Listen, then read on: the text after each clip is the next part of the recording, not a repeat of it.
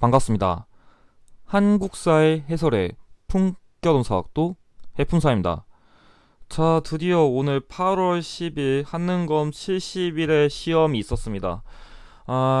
올해 세 번째 시험이 드디어 끝나고 이제 마지막 10월 시험만 이제 남게 되는데, 확실히 오늘 시험을 제가 풀면서도 이거 제가 예상했던 것보다 조금 난이도가 많이 높게 나와가지고 수험생분들이 많이 어렵지 않을까 싶었는데, 실제로 시험이 끝난 뒤에 분위기를 보니까 상당히 좋진 않더라고요. 이게 70회보다 다른 면에서 어려운 점도 있었고, 그래서 아마 많은 분들이 좀 문제 풀면서 쉽진 않았다고 체감했던 것 같은데, 실제로 후기 보니까 좀 그런 느낌이 많은 것 같습니다. 그래서 원래 최근에 제가 총평을 잘 안 찍다가 오랜만에 좀 시험 분위기를 보고서 총평을 통해 가지고 이번 시험에 대한 평가를 한 번 정도는 내려주는 게 맞을 것 같아 가지고 이 영상을 통해 가지고 일단 총평을 찍게 되었습니다. 그래서 일단 이 영상을 통해 가지고 이번 시험에 대한 그 경향 분석과 대표 문제 예시 통해 가지고 앞으로 시험 어떻게 대비하면 좋을지 그거에 대한 얘기를 한번 나눠볼 수 있도록 하겠습니다. 자, 시험 후기 관련된 공지사항 전달드리면은, 일단은 제 총평 내용은 제 주관이 어느 정도 개입되었기 때문에 100% 정확한 의견이라고 제가 말할 수는 없지만, 객관적인 사례에 의해서는 솔직한 표현을 쓸 거고, 시험 난이도를 감안해서 역시 기만성을 보이는 발언들, 그러니까 내가 합격했다고 뭐 남들 떨어지는 거 무시하다던가 이런 내용이 보이면 당연히 삭제할 거고, 어쨌든 간에 방금 말씀드렸지만 내가 잘 풀었다고 난이도가 쉬운 거 아니냐 이런 식으로 단편적인 평가를 하실 거라면 전 그거에 대한 총평 내용 받아들일 생각 없으니까, 만약 그런 식으로 만약에 좀 시험에 대한 난이도 평가하는 정도의 그런 마인드로 영상 보신다면은 저는 냉정하게 지금 영상을 끄시고 뒤로 가게 눌러주시길 부탁드리며 총평 내용 시작하도록 하겠습니다. 자, 일단 그래가지고 70일의 심화편 시험 총평에 대한 난이도가 여러분들이 제일 궁금할 것 같은데, 제가 생각하는 이번 70일의 심화편의 난이도 총평은, 솔직히 제가 원래는 여기다가 매우 어려움을 줬었거든요. 근데 좀 뺐어요 방금. 그러니까 최종적인 난이도를 계속 고민하다가 원래 매우 어려움 주려다가 지금 빼긴 했는데, 솔직히 그냥 어려움에서 매우 어려움 중간 정도까지 줘도 될 것 같아요. 거의 중중상 정도?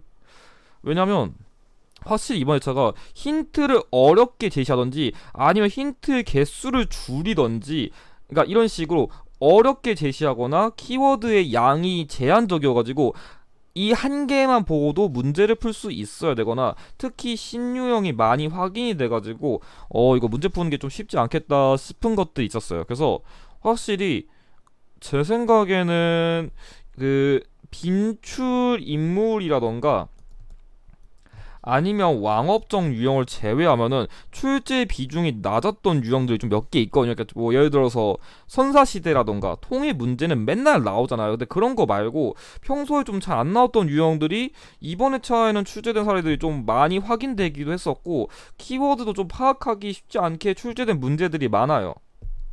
게다가 그 기출을 풀 때는 우리가 문제만 보는 게 아니라 1번부터 5번까지의 선지를 분석해야 되는데, 그 오답 선지들에서 상당히 어려운 새로운 키워드, 그러니까 소위 공무원 한국사 대체되면서 원래 공무원 한국사 정도에서만 나왔었던 그런 어려운 역사도 사실이라던가 그런 것들 있잖아요. 그런 것들이 엄청 많이 나왔어요. 일단 저도 문제 보면서, 아까 제가 이 영상 찍기 전에 댓글 봤었는데, 대표적으로 뭐 여러 가지 있긴 한데 이필제 난이라든지 아니면 뭐 만인우총이라던가 아니면 뭐 아까 그 병자호란 문제에서 봤던 뭐 약간 그 당시 정유재란쯤 아니면 그 임진왜란 정유재란 때 명나라의 그 군사 요소한 약간 그런 글 같은 거, 그러니까 그런 키워드 같은 것들이 마구마구 보이니까 공부하면서도 내가 기출 겁나 열심히 풀었는데, 아니 공부를 열심히 했는데 교재 열심히 봤는데 나 이런 거 본 적이 없는데 싶은 것들이 있었을 거예요. 여러분들이 맞아요. 그거는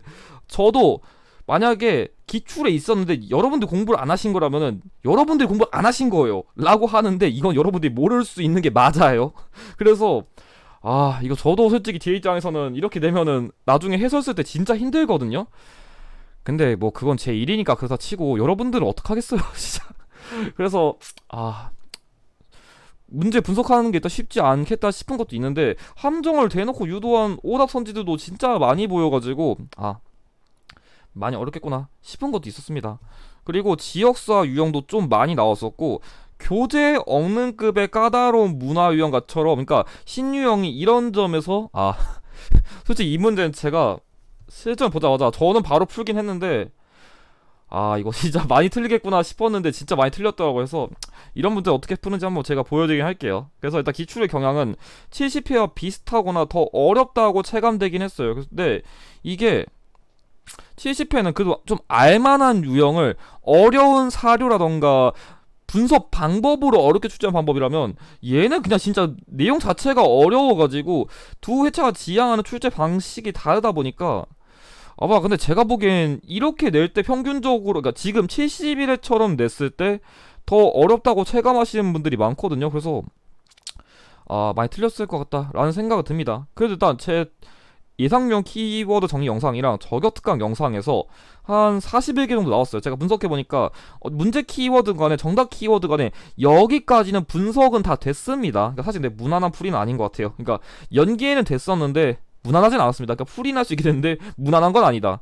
그리고 제 개인 어플인 하얀고사 모의고사에서도 거의 그대로 출제된 유형이 몇 개 있었는데, 대표적으로 뭐 불국사 삼천석탑, 병자호란, 신미양요, 한국광복군, 김대중 정부 등이 있습니다. 뭐 더 있긴 한데 제가 뭐 이거는 뭐 여러분들이 제 어플 잘 보신 분들은 잘 아실 거라 믿고 그냥 대표적 이 정도만 있다고 말씀드릴게요. 그래서 지난 회차들보다는 통합사의 비중이 상당히 증가했고, 소급법과 제가 강조한 풀이 전략들을 최대한 활용하지 않았으면은 정답을 찍는 게 까다롭다 느낄 만한 문제들이 많았습니다. 그래서 실제로 키워드나 유형이 낯선 고난도 문제들이 꽤 확인돼가지고 이번에는 합격이 쉽지 않을 거라는 전망이 보입니다. 자, 유형의 경우에는 이런 식으로 자, 여기는 제가 안 바꿨거든요. 근데 별 차이는 없는 것 같아요. 근데 이거는 제가 그냥 무시하세요. 이거 지금 틀릴 수 있거든요. 근데 이것만 바꾸면 될 것 같아요. 이거는 저기 깜빡 안 바꿨는데, 여기는 한 이 정도만 바꾸시면 될 것 같네요. 뭐 나머지는 뭐 그냥 안 건드려도 될 것 같고. 근데 이거는 그냥 얼추 비슷한 거니까 지금 무시하세요. 이거는 그냥 제가 일부러 안 다뤄가지고. 일단 화스의 정근대 똑같이 출제됐고, 근현대사도 70회에 비하면 뭐 현대사를 몰빵하던지 그런 경향은 안 보였어요. 그래서 일단 시대수 출제됐고, 지역사를 제외하면 거의 시기 순서 꼬일 만한 유형은 없었던 것 같아요. 그러니까 그냥 거의 순서대로 냈고, 그래서 제 저격특가 강조했었던 번호 꼼수를 활용하기에 좋은 모범 회차긴 했어요. 근데 그런 거 감안해도 문제 푸는 게 쉽진 않았었고, 그나마 여러분들에게 희망적이었던 거는 다른 회차에 비하면 제가 1년에 한 번씩 반드시 찝는 인물들인데, 그 빈출 인물, 그러니까 예를 들어가지고 뭐 김정이라던가 아니면 뭐 안중근이라던가 이런 인물들이 다 나오긴 해가지고, 그나마 여러분들 이런 문제를 잘 풀었어야 이번에는 좀 고득점을 받기 유리하지 않았을까 싶습니다. 그나마 여러분들이 합격권 했으면 이런 거를 먹었어야 돼요. 그래가지고 이번 회차에서는 제가 이런 문제들을 통해가지고 앞으로의 시험을 어떻게 대비하면 좋을지 한번 다뤄보겠습니다. 제가 지금 컨디션이 살짝 안 좋아가지고, 그 저번에 총평 말고 최종 특강 찍을 때도 제가 감기 기운 때문에 좀 급히 찍다 보니까 말도 좀 빨리 하고, 실제 코 먹었냐 하신 분도 있는데, 제가 감기 기운 때문에 실제로 좀 이렇게 녹화한 영상에서 이렇게 많이 반영됐었나봐요. 그래서 그 부분은 죄송드리는데, 제가 아직 완전히 회복된 게 아니어가지고 여름에도 감기에 달고 사는 사람이라, 혹시라도 지금 총평 내용에서도 좀 그런 부분이 있다면 그건 좀 감안해주시고, 제가 원래는 영상 뒤에 그 이번에 뭐가 적중됐었는지 그것 좀 다루는데, 이번에는 제가 그것까지 좀 찍을 여유가 없어가지고 그냥 가볍게 대표 문제 예시에 대한 총평만 다룰 수 있도록 하겠습니다. 자, 일단 첫 번째로 가르쳐 드릴 건, 문제가 어려우면 전략적인 풀이를 해보자는 겁니다. 사실 이 풀이는 뒤에서도 적용되는 내용들이긴 한데, 일단은 조금 그나마 쉬운 문제들 한번 접근해 보자는 겁니다. 일단은 제가 실제로 최종 특강에서 전략적인 풀이, 뭐 특정 시기 이후에 전개될 사실 유형은 선지에서 마지막에 있는 거 고르라, 어려운 내용이 있으면 핵심에 집중하라, 시기들을 잘 집중하라, 그런 것들 다 가르쳐 드렸는데, 이런 문제들이 좀 그런 걸 적용하기 좋은 문제들이에요. 보시면 저는 솔직히 여기는 사료가 되게 어렵다고 느꼈었거든요. 왜 그러냐면 삼국시대 통일과정 유형은 맨날 나와요. 근데 얘가 3점짜리잖아요. 실제로 제가 사료를 쭉 부는데 이 시기 유형을 낼 때 이렇게 어려운 사료를 쓴 적이 있었나 라는 생각이 있었거든요. 읽어봐요. 함원전에서 포로 받아들였대요. 그래서 황제가 왕은 정사를 자기가 한 것이 아니라 하였기 때문에 용서해서 뭐 사평 태상백 원해동정 그래 뭐 천남사는 사제소경 뭐 은청 광로도 몰라. 아 벌써 읽자마자 머리 아파요. 한자 용어 겁나 많아. 근데 여러분들이 뭐 전공자도 아니시고 이런 용어를 알 리가 없거든요. 그래서 읽자마자 벌써 피곤한데 물론 이 문제의 포인트는 여기 나와 있는 평양의 안동도읍으로 두었다는 걸 알았다면은 이 시점이 고구려 멸망 시점인 건 알기 쉬워요. 그러니까 제가 가장 먼저 가르치는 문제는 끝까지 읽으라는 법칙이 이런 데서 나오는 거예요. 그러니까 앞에서 겁나 어려운 막말로 개소리를 다 뱉은 다음에 마지막에 핵심 키워드 이렇게 주는 문제들이 많거든요. 이렇게 문제를 주면은 끝까지 안 읽는 수험생들은 무조건 틀리거든요. 그래서 그걸 이해하는 게 중요한 건데 그럼 뭐 어려운 문제 아니잖아요. 하는 거지만 저라면 이런 생각 드는 거예요. 앞에서 벌써 피곤해. 근데 내가 진짜 만약에 평양에 안동도읍을 설치한 게 고구려 멸망과 관련된 키워드를 모른다고 가정해볼게요. 그냥 가정하는 거예요 지금은. 그러니까 내가 이 문제 사료를 해석을 못하겠어. 그러면요 제가 특정 시기 이후에 전개를 사실 유형이 나오면 선지에서 마지막에 발생한 거를 고르라고 항상 강조했어요. 그러면 제가 그냥 이건 연도를 그냥 적어드릴게요. 안승이 보덕국하고 임명된 거는 674년, 사해수대처 612년, 나단동맹 648년, 대야성 전투 642년, 연개소물 정변 642년이에요. 그러면 실제로 여러분들이 보시면 지금 가장 마지막 발생한 거는 1번밖에 없어요. 왜? 지금 선지 내에서도 가장 마지막에 발생한 거여야 당연히 이 문제보다 이후에 있는 시점이 되는데 만약에 그런 게 2개 이상 있으면 당연히 복수 정답이니까 당연히 1개만 있을 수밖에 없어요. 그럼 그냥 선지에서 마지막에 발생한 거 고르면 얘 몰라도 푼다는 얘기예요. 사실 저라면 고구려 멸망했으니까 고구려 부흥 운동의 사례로서 1번을 찍었겠지만 약간 여러분들이 그런 풀이법을 제대로 알고 있었다면은 일단 어차피 그 모든 문제를 다 풀 수는 없는데 이런 식으로 그 가장 점수가 높은 3점짜리 한 개는 되게 쉽게 먹었을 거란 얘기예요. 이런 데서 점수를 먹었어야 여러분들이 합격고에 더 가까워지니까 그런 걸 좀 잘 했으라는 의미로서 이 문제 가장 먼저 뽑았고요. 두 번째 문제로는 여기 있는 일제감정기의 사회 및 문화랑 관련된 키워드가 나왔는데 이 유형도 솔직히 말하면 신유형이에요. 그러니까 이런 식으로 문제를 내는 걸 못 봤었는데 뭐 그래서 백화점의 탄생 이런 거 나왔었는데 뭐 미스코시 백화점 뭐 이런 거 말하는 거거든요. 근데 뭐 이런 거를 알 수 있을 것 같지 않고 뭐 그리고 수학여행 그리고 토막집 이런 거 나오는데 토막집의 경우에는 당시에 그 청계천 근처에서는 그 도시 빈민들이 약간 이런 식으로 집을 만들었었거든요. 그러니까 좀 살 곳이 없으니까 약간 그런 것도 있고 수학여행 그냥 뭐냐면 수학여행은 원래 일제감정기 때 조금 기원이 있었는데 약간 궁극주의 교육 그러니까 일제가 강제로 뭐 조선 사람들을 뭐 일제에 데려갈 수도 있고 뭐 일제 사람들 조선 데려올 수 있고 그러니까 이런 식으로 계속 관광을 시켜가지고 야 내가 이렇게 개쩌는 국가의 사람들이야 그러니까 이런 식으로 사기를 떨어뜨리기 위해 가지고 그리고 약간 우린 우수한 사람들께 뭐 자부심을 느끼게 하려고 일부 여행을 시켜가지고 약간 그런 식으로 자신 높이고 상대방의 사기는 떨어뜨리려는 목적에서 기원한 게 수학 여행이거든요. 물론 지금은 그냥 현대에 와서는 당연히 그런 목적이 아니고 그냥 뭐 정말 정기적인 여행하면서 학습도 하고 문화 영향도 쌓이고 경험도 해보고 그런 의미지만 어쨌든 기원은 일제감정기예요. 근데 뭐 그런 거 다 모를 거 아니에요. 지금 뭐 미스코시 백화점이고 수학 여행이고 나발이고 그런 거를 알 리가 모를 수 있어요. 그러니까 뭐 알면 정말 똑똑하신 분인데 모른다고 가정을 해볼게요. 그럼 뭐 문제 또 틀리실 거 아니잖아요. 근데 저라면 이거 다 제끼시고요. 그냥 일제 감정기란 키워드만 주목할 거예요. 아니 이거 안다고 물론 더 잘 풀 수 있겠지만 이거 모른다고 해서 지금 문제를 못 푸는 게 아니에요. 볼게요. 여기 보시면 광해원이랑 우정총국은 공통적으로 개항기의 근대 기구예요. 뭐 광해원은 근대시 서양병원 1885년 얘는 1884년에 그 근대식 우편 업무를 하기 위해서 설치된 기구 이거 갑신년만 관련된 거 있잖아요. 그러니까 얘는 애초에 시기가 안 맞고요. 여기 보시면 새마을운동은 박정희 정부, 컬러 텔레비전 방송은 현대예요. 뭐 새마을운동은 박정희 정부, 컬러 텔레비전 방송은 뭐 한 전두환 정부 들어갈 때쯤? 그때쯤부터거든요. 그럼 지금 남아있는 게 어차피 3번밖에 없어요. 근데 여기 보시면 전시 통제 체제 속에서 강요된 여성복 몸빼 그러니까 또 몸빼를 모를 수 있어요. 그러니까 이거 여성분들이 입어도 일종 작업복인데 자 제가 방금 말했어요. 뭐냐면 내가 뭐 백과점이든 수학여행인지 모를 수 있어요. 몸빼도 모를 수 있어요. 근데 그 여기서 솔직히 몸빼란 키워드 내가 몰라가지고 아 이게 일제감정기 키워드인 거를 몰랐을 수 있어요. 뭐 그래 그럴 수 있는데 그렇다면 이게 속어법으로라도 솔직히 접근은 가능했어요. 제가 보기에는 이게 몸빼보다는 여기 있는 오답 선지들이 솔직히 속어하기에는 더 쉬웠어요. 이건 솔직히 객관적으로 제 말이 맞아요.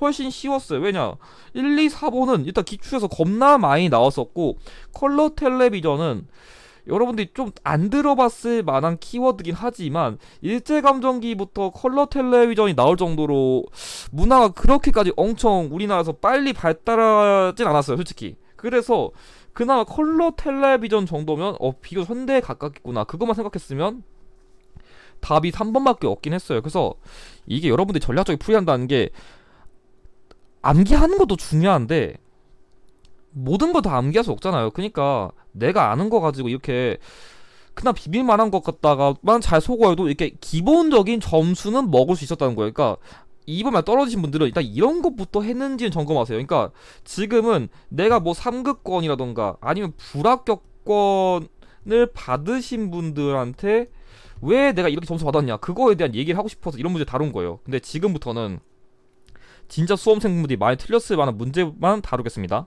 자 다음 나의 점수 어렵게 만든 시기형, 지역사 유형, 대처 방법 있을까요? 솔직히 제가 보기 45번보다는 29번이 더 어렵긴 했어요. 일단 근데 아마 제가 보기 이 문제 오답률 아마 탑3 안에 들 것 같거든요. 왜 그런지는 좀 설명드릴게요. 일단 첫 번째 가나조약 사이의 시기에 있었던 볼 수 있는 모습으로 가장 적절한 것 이렇게 나왔는데 약간 제가 일단 이 문제를 보면서 저도 사실 실전에서 이 문제를 가장 시간을 많이 쓰긴 했는데 일단 이 문제를 풀면서 느꼈던 게 여러분들이 오답을 골랐다면 무조건 1번을 골랐을 것 같아요.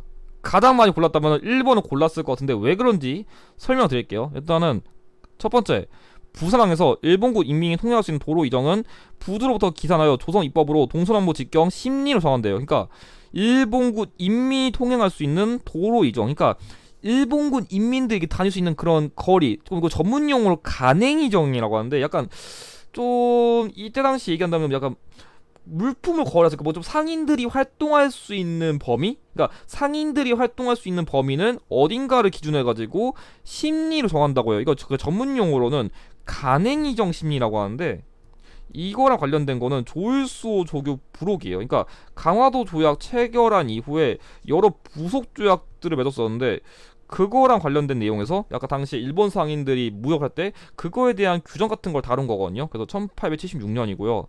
근데 얘까지도 솔직히 사고가 쉽진 않은데 그러니까 얘까지는 그냥 강화도 조약인가? 이렇게만 풀었어도 괜찮았어요. 괜찮았는데 여러분들 틀렸으면 첫 번째 얘 때는 틀렸을 거예요. 일단은 나사료는 결론부터 말할게요. 이거는 한국사 능력 검정 시험 교재에 있을 만한 키워드는 절대 아니에요. 이거는 솔직히 공무원 한국사 정도는 돼야 나올 키워드라서 저도 보자마자 잠깐 이거 공무원 한국사가 아닌데 왜 이게 여기서 나오지?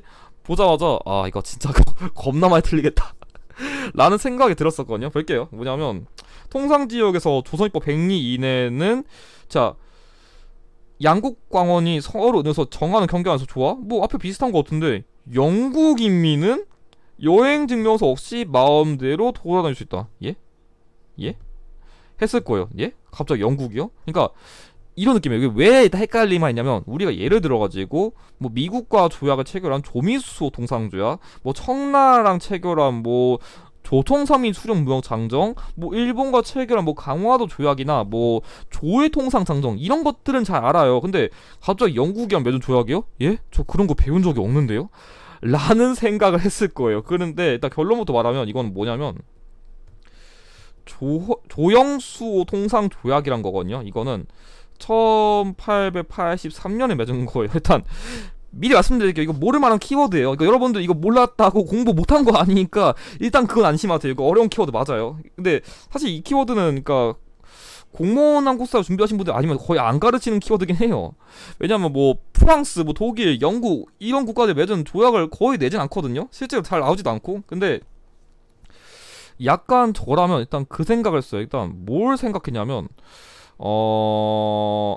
이 문제 일단 범위를 줄여야 되는데, 그럼 아까 문제처럼 전 다시 연도다 적었어요. 그러니까 제가 풀이 한번 알려드릴게요. 뭐냐면 1885년, 1868년, 1800 이게 97인지 뭐 98쯤인지 이쯤 잡을게요. 그냥 대충 제가 좀 기억이 안 나가지고. 그리고 이게 1882년, 85년인데 어쨌든 간에 지금 2번과 3번은 너무 멀어요. 그러면 그나마 여러분들이 85년, 82년쯤에서 걸릴 것 같아요. 왜냐면 첫 번째 풀이법 두 시기 사이 역사도 사실 유형은 일단 두 시기 사이를 주기 때문에 이게 내가 나의 범위를 잡았으면은 그 사이의 문제를 내야 되니까 선지끼리 비교했을 때 그나마 범위들이 줄어들어야 돼요. 그러니까 최대한 여기 범위 안에 들어와야 되는데 2번과 3번은 너무 동떨어져 있어요. 그러니까 조금 더 가까운 선지끼리 비교하는 게 맞다는 얘기예요. 그러니까 두 시기 사이 유형은 선지끼리도 최대한 연도 간격이 적은 것부터 보시는 게 일단 첫 번째고요. 두 번째, 내가 조형수소 통상조약을 몰라요. 이거 모를 만한데 약간 저는 어떤 사고를 했었냐면은 내가 얘랑 조약을 맺은 건 도저히 모르겠어. 근데 여러분들이 그건 알 거예요. 뭐냐면 이거 좀 어려운 사고긴 해요. 자, 미국은 아까 제가 말했었던 키워드가 뭐냐면 조미수호 통상조약을 체결했어요. 근데 이 조미수호 통상조약은 뭐냐면 서양과 맺은 최초의 근대적 조약이에요. 자, 다시 말할게요. 조미수호 통상조약은 서양과 맺은 최초의 근대적 조약이라면, 자, 영국도 똑같이 서양 국가고 미국도 똑같은 서양 국가예요. 그러면 당연히 이 조약 이름이 내가 뭔지는 일단 모르겠어. 근데 모르겠는데 미국이랑 맺은 게 최초니까 당연히 영국이랑 맺은 거는 그보단 당연히 이후인 건 알겠죠. 그러면 내가 조민수호 통상조약 연도를 안다면 이게 82년쯤이야? 그러면 적어도 이게 82년 조금 이후겠구나라는 사고는 일단 돼요. 일단. 근데 물론 여기가 접근하는 거는 좀 억지스럽게 비비는 걸 수 있지만 저라면 여기까지라도 해서 풀었을 거란 얘기인 겁니다. 아무튼 그러면 이제 범위를 줄여야 되는데 저는 어떻게 풀었었냐면, 사실 첫 번째 생각한 거는 이런 식으로 85년끼리 지금 연도가 똑같아가지고 에이 여기까지 굳이 나누지 않겠다 싶었던 게 첫 번째예요. 왜냐면 무슨 말을 하고 싶은 거냐면, 물론 제가 가르쳤던 기법 중에서 가해 사건을 계기로 나의 사건을 발생하든지 선지의 사건을 계기로 나의 사건을 잘못했다. 그 가해 사건을 계기로 선지의 사건이 발생하든지 선지의 사건을 계기로 나의 사건이 발생했다. 또는 이 두 시기를 두고서 이 사이는 땡땡 시기다 라는 걸 말하고 싶은데, 약간 제가 파악했던 이 문제의 의도는 두 번째 가깝긴 했어요. 뭐냐면 여기서는 일본에게 약간 우리나라에서 뭔가 무역을 하든지 이동할 수 있는 권리를 줬어요. 두 번째, 나의 경우에는 서양의 국가들에게 이 정도 범위에서 이동할 수 있어요라는 그걸 줬었는데, 그러니까 좀 이게 설명이 좀 많이 어려울 수 있는데 무슨 말이냐면은 우리나라에서 그러니까 개항장, 그러니까 외국인들이 우리나라 개항장에서 이렇게 활동할 수 있는 그런 범위를 규정한 그런 조약들이 어떤 특징이 있냐면 동아시아 국가들에서 점차 서양 국가들에게 확대됐어요. 그러니까 좀 무슨 말이냐면은 이게 있어요. 그러니까 중국도 있고 일본도 있어요. 그러니까 우리나라가 여기서 활동해, 여기서도 활동해 그런 걸 허용해 준 게 일단 가까운 국가들 먼저 오케이를 도장 딱 찍어주고, 이제 더 먼 국가들까지 이제 막 인권 침탈하니까 그래 어차피 얘네들도 조선데 마음 같다 그냥 다 주자 오케이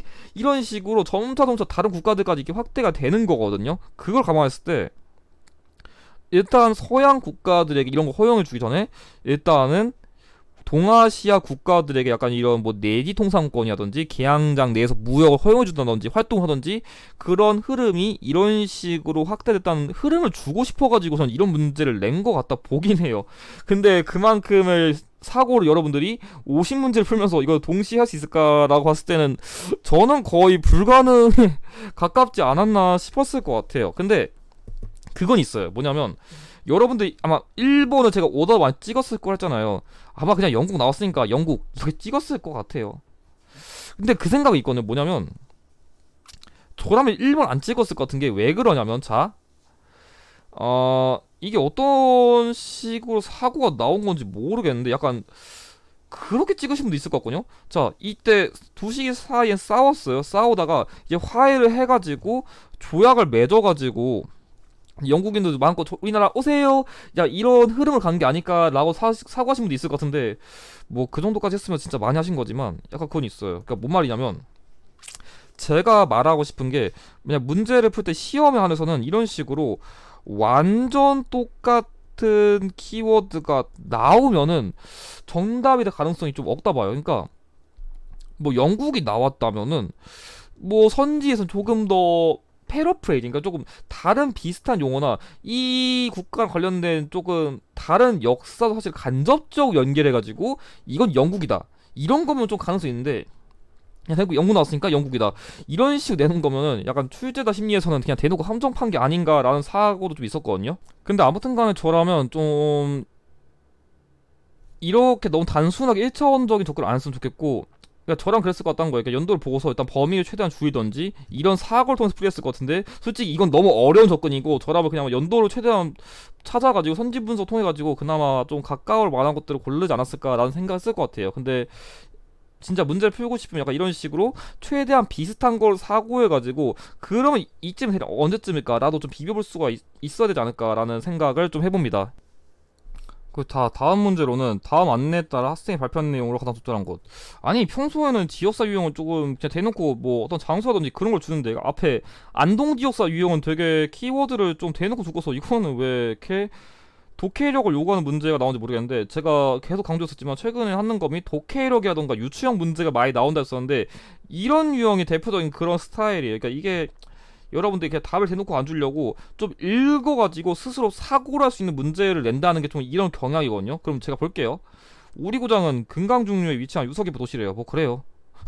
뭐 제가 무시하려는 게 아니라 약간 저라면 그냥 그렇구나 하고 넘깁니다. 제가 진짜 실제로 현장에서 푸는 느낌으로 지금 말씀드리는 건데 아무튼 남한에서 최초로 발굴된 구석기 유적이 있다는데 얘부터 좀 어렵긴 하지만 첫 번째 여기서 일단 공주석장리 유적을 줬어요. 그러니까 사실 근데 얘 갖다가는 잘 못 풀었을 것 같아요. 이거는 좀 어려웠었고 근데 저라면 가장 중심 있게 봤을 만한 키워드가 백제수로서 백제 중흥을 위한 노력이 전개됐으면서 백제 고분을 통해 가지고 당시의 문화를 엿볼 수 있대요. 그러니까 자, 백제 수도는 크게 위례성, 웅진, 사비가 있는데 백제 중흥이 나오려면 당연히 초반 수도는 아닐 거고 웅진이나 사비로 고민했어야 되는데 괜히 이 표현 때문에 백제 중흥이면 성왕 아닌가? 성왕이니까 사비겠지라고 헷갈리신 분들이 있었을 것 같은데 여기서는 그렇게 단순하게 풀었으면 안 돼요. 그러니까 사실 백제 고분도 웅진 지역에 송산리 고분군과 사비 지역에 능산리 고분군이 있었긴 해요. 근데 이런 식으로 풀면은 키워드를 단편적으로 보신 거예요. 제가 계속 강조했지만 키워드는 종합적으로 가야 되는데 그럼 더 읽어볼게요. 고려시대에는 최승로의 권위에 따라 설치된 12목 중에 하나. 뭐 이거 솔직히 모를 것 같으니까 패스할게요. 자, 조선시대 가명이 설치되었다. 얘도 모를 것 같으니까 패스할게요. 이거 너무 어려워요. 근데 근대에는 동학농민군과 일본군이 맞서 치열한 전투를 전개하는 등 외세를 물리치기 위한 운동이 있었다는데 이거랑 관련된 키워드가 대표적으로 우금치 전투가 있어요. 우금치 전투. 그래서 저라면 여기 나와 있는 웅진이나 사비로 압축한 다음에 여기서 우금치 전투란 키워드를 뽑아가지고 웅진 지역, 그러니까 지금 다시 말하면은 여기 방금 제가 강조한 공주 지역의 역사도 사실이구나로 풀었을 거예요. 결론 공주 지역이라는 얘기예요.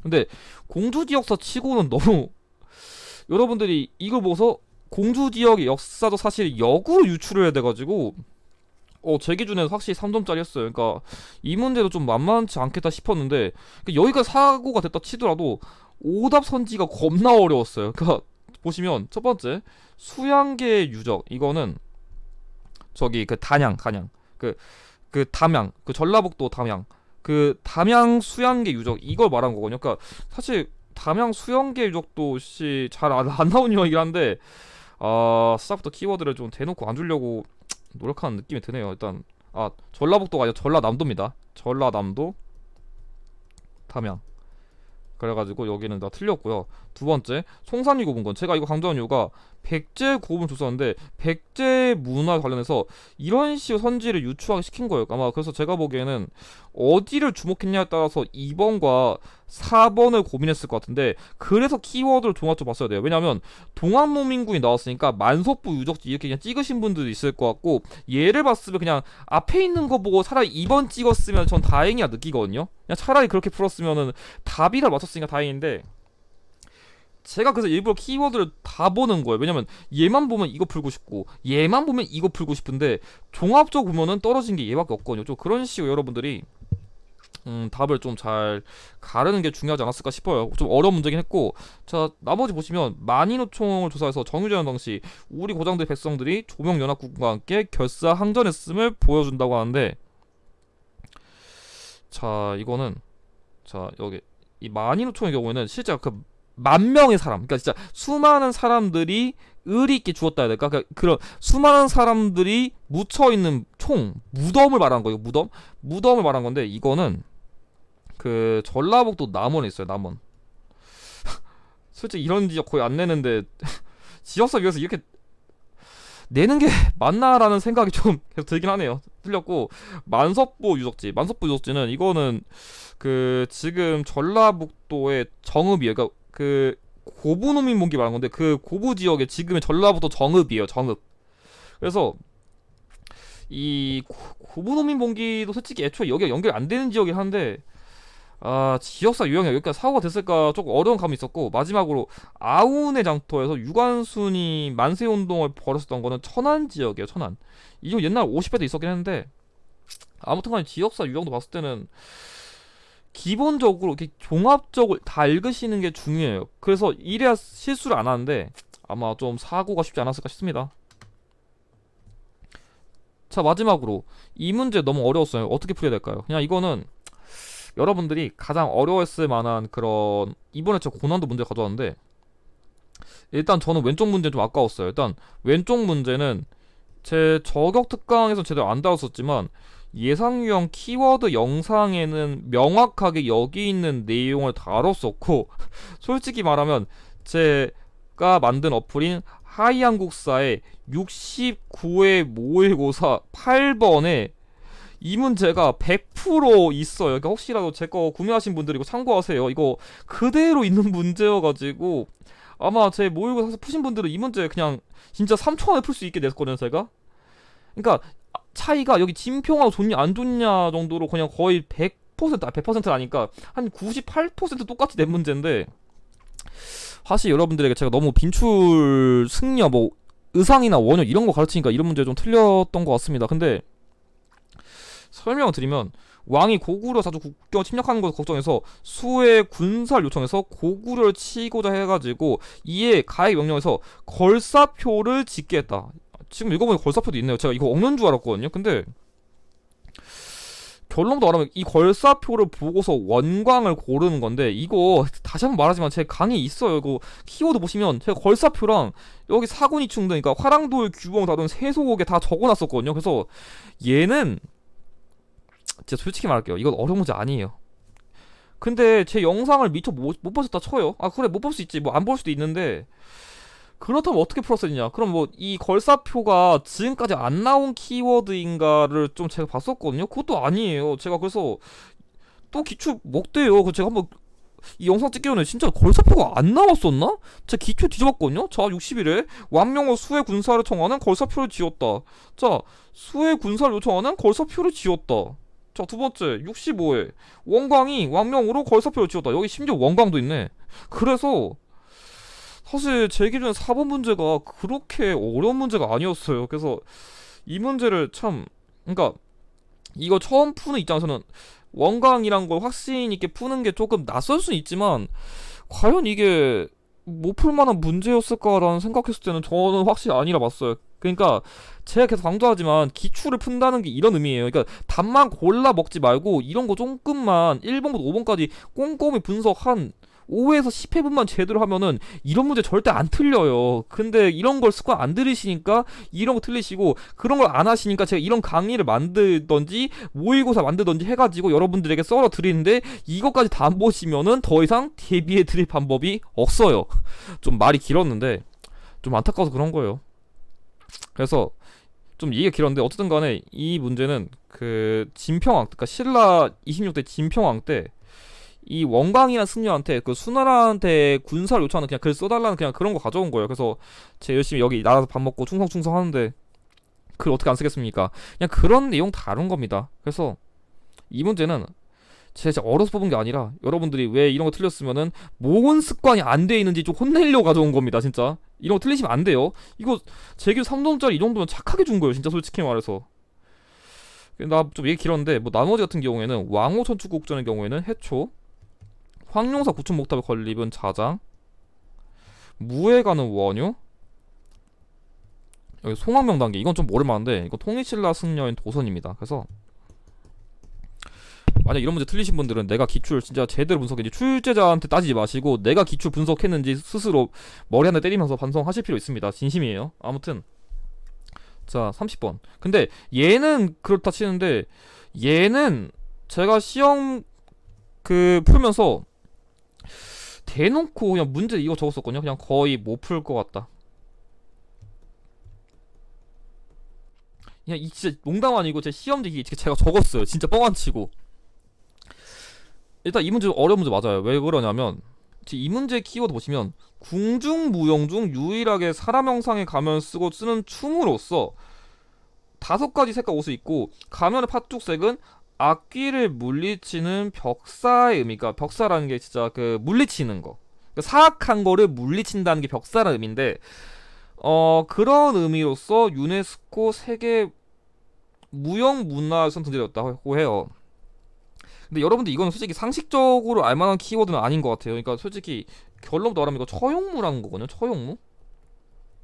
그러니까 처용무란 게 뭐냐면 그 삼국시대 설화 중에서 처용이라 해가지고 뭐 동화 그 동해에 용이 있어요. 그러니까 그 동해 용인, 그러니까 약간 삼국유사 이런 데서 나올 만한 내용인데, 동해 용인 처용이 진짜 이런 식으로 뭐 춤을 추던지 뭔가 악귀를 물리치는 행위 같은 걸 해가지고 뭐 평화를 유지했다 그런 건데, 그거에서 모티브를 따가지고 이걸 궁중무용으로 소화를 해가지고 이제 악귀를 물리치는 일종의 그런 무용 행사 같은 거, 문화 같은 걸 한 거예요. 근데 여러분들이 처용무란 키워드를 아마 저는 전공자니까 알지만 거의 몰랐을 겁니다. 인정해요. 이거는 저도 보면서 이거는 진짜 운빨로 맞추길 빌었어야겠다라는 생각이 있었는데, 그건 했어야 돼요. 뭐냐면 여러분들이 솔직히 5번을 제일 많이 찍었을 거예요. 찍었을 건데 저한테 기출전략 배웠으면은 진짜 솔직히 말하면 얘는 찍었으면 안 돼요. 왜 그러냐면 양반 파괴승 등을 풍자하는 내용이 있다고 하는데, 자, 상식적으로 생각해 볼게요. 자, 일단 양반 파괴승 등을 풍자하는 건 민간 문화인 탈춤이에요. 근데 제가 얘를 절대로 고르면 안 된다고 사고한 이유가 뭔지 알아요? 자, 궁중무용이에요. 궁중무용. 자, 궁중무용이면은 뭐 지금으로 비유하면은 청와대, 옛날로 치면은 왕이 있는 궁궐이 있어요. 그럼 내가 왕이에요. 왕이 이렇게 있어요. 뭐 처형무 치는 사람도 이렇게 있어요. 이 처형무 치는 사람들이 여기 왕도 있을 거고, 여기 뭐 왼파 오른파 신하들도 있을 텐데, 그러니까 이렇게 쓰지 말고 뭐 신하들도 있을 텐데, 신하도 있을 건데, 자, 궁궐이나 청와대 가가지고 양반이면 일단 높은 계층일 거 아니야. 양반 높은 계층인데 여기 왕이 앞에 가가지고 양반을 까는 이런 춤을 춰요? 그러니까 이거는 여러분들이 좀 상식적 사고로, 지금 왕인데 앞에서 양반을 까는 춤을 춘다? 그래, 얘네들 바보지. 양반들은 바보야. 이야, 왕이 이러면서 이거 보고 있을까요? 애초에 그런 내용도 아니고 지금 악귀를 물리치는 내용이라는데 그거랑 이게 무슨 관계예요? 애초에 관련이 없어요. 그러니까 지금 여러분들 이거 생긴 거 보고서 처용무라는 키워드는 모르겠지만 지금 뭔가 쓰고 있으니까 탈춤을 골랐을 것 같다는 생각은 이해는 해요. 근데 상식적 생각하면은 궁중무용인데 이걸 왜 해요? 양모풍자를 뭐가 날라갈 일 있어요? 그러니까 애초에 5번은 골랐으면 안 되는 선지예요. 그래서 저라면 모를 수 있는 건 인정해. 근데 조금 사고를 해봤다면은, 그러니까 너무 단순하게 문제를 푸는 거 아니라 이렇게 찍었으면 안 된다는 얘기를 좀 하고 싶었어요. 그래서 아, 이게 너무 제가 제 사고 방식이 너무 얼매이다 보니까 이런 거 좀 강조하나 싶긴 한데, 좀 보면서 안타까웠다는 생각이 좀 있었고, 그나마 차라리 2번 찍으신 분들은 괜찮았어요. 2번은 결론도 보면 이건 종묘 제례인데, 그러니까 종묘 제례학 그거 같은 경우에는 그나마 궁중에 사는 거니까 얘까지는 그렇댔어. 그러니까 얘는 그래서 좀 고민을 하신 거예요. 근데 얘는 악기를 물리치는 거랑 보다는 유교 행사잖아요. 그러니까 저라면 궁중무역이랑 악기를 물리치는 벽사행인데, 유교도 어쨌든 간에 이거 지금 제사 의식인데, 그러면 그 우리 돌아가신 왕님께서 이렇게 유령 삐용 해가지고 오는데, 지금 그 당시 옛날 유교 방식대로 이렇게 그 조상님들 와가지고 이게 제사주는 왔는데 악기야 물러가. 에? 나 제사 받으러 왔는데 왜 악기를 물리쳐? 안 되죠. 나 제사 받았는데 악기야 물러가라. 이 조상이 나쁜 놈 이러지 않을 거 아니에요. 그러니까 애초에 2번과 5번을 고민할 수 있었지만 좀 그런 사고를 했다면 아마 좀 말이 안 되는 접근이 않았을까라는 좀 생각했어요. 그러니까 저는 이 처용설화라는 거 몰랐다면은 문제를 그렇게 풀었을 거란 얘기입니다. 아무튼 그래서 정답은 1번이고, 나머지 보면 뭐 창과 안일이, 너름새라는 거는 판소리고요. 부처의 영취산 설법 모습의 경우에는 이건 불교 관련된 거라 애초에 이것도 불교 성격 고려하면은 연결이 안 돼가지고 답이 될 수가 없습니다. 그래가지고 사실 그 저라면 이런 사고를 쓴다는 거예요. 그러니까 제가 그 기출풀이 사고를 쓴다 했었잖아요. 그러니까 저는 그러니까 2번과 5번은 그런 식으로 골랐을 거란 얘기인 거예요. 그래서 여러분들이 이렇게 키워드 줬으면 그런 식으로 조금 역사적인 사고가 좀 필요해요. 그러니까 물론 이게 쉽지 않다는 건 이해하는데, 진짜 문제 잘 풀고 싶다면 그런 정도 좀 여러분들 고민할 필요는 있었다는 얘기를 하고 싶었던 겁니다. 그래서 기출의 유형과 키워드 이해하기 위해서 일단 이전 기출 경향을 파악할 필요 있습니다. 그래서 꼼꼼한 기출 분석 통해서 키워드를 먼저 넣어둔 다음에 약간 제가 강조하는 전략 풀이를 잘 이해해야 문제를 잘 풀이할 수 있다는 것을 강조드리고 싶습니다. 자, 그럼 이것으로 71회 총평 마치고 이제 올해 시험 마지막 하나밖에 안 남았는데 더 좋은 영상과 자료들 통해가지고 여러분들의 시험을 잘 대비할 수 있도록 도와드리겠습니다. 이번 시험 보신 분들 정말 고생 많으셨어요. 영상의 내용이 도움이 되셨다면 좋아요와 구독을 부탁드립니다. 감사합니다.